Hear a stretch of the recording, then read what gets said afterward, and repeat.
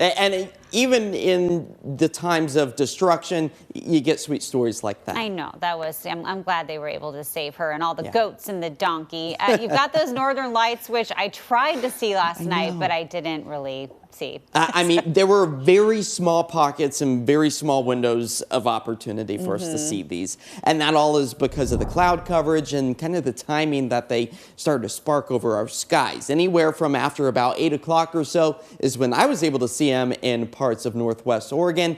But some of us were also able to see them just after the midnight hour. Some fantastic shots coming into the KOIN 6 networks here. And of course, you can head to KOIN.com to share yours, because I know there are a lot of sights to be seen here across the Pacific Northwest. Now, in addition to the northern lights, we want to make sure we're looking towards the western horizon over the next several days, really until about October 24th.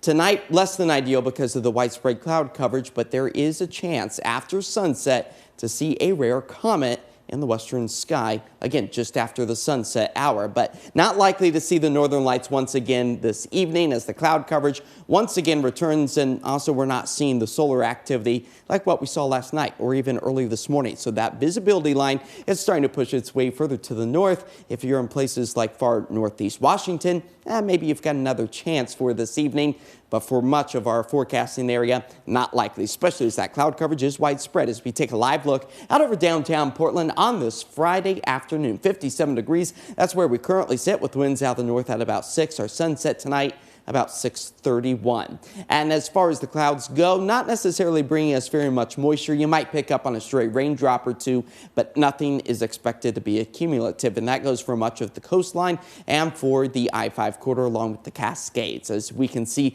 very little in the form of rain accumulation, despite seeing a bit of that green on our radar. As far as the rest of this afternoon goes, expecting warm things back up into the low 70s. I do anticipate a bit of a breakdown in the cloud coverage, maybe a stray rain shower of either rain or the sunshine to be expected for the rest of this afternoon and evening. Now, for those football high school games, expecting to see temperatures on the cooler side, so dress in layers as the cloudy but dry conditions do remain. You can see that timed out here with our futurecast moving through the rest of this evening. Widespread cloud coverage. We start to break that down during the early morning hours tomorrow to enjoy just a little bit more of that sunshine from the coast to the Cascades, really shaping up to be a very nice, sunny, and warm weekend ahead. And then Sunday, we start to see a little bit more of that cloud coverage once again return. So maybe you're heading out to a corn maze this weekend. That's where you can expect to see really mild conditions with highs back up into the 70s as this ridge of high pressure continues to build. But we're watching this trough that could potentially be dropping not only our temperatures, but also our snow elevation levels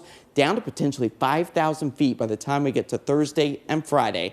Today, I should say, mostly cloudy skies, 72 degrees, and our 7-day forecast does show that the sunshine and the warmer weather does return for this weekend, but then the wet, cooler conditions return for the middle of next week, and we're even talking about the chance for some thunderstorms about a week or so away. Oh, okay. So like you've been saying, get all that fall stuff maybe done this weekend, yeah. Or have some cute rain boots, I guess, for the That pumpkin too. patch. Yeah. All right. We'll be right back. Stick around.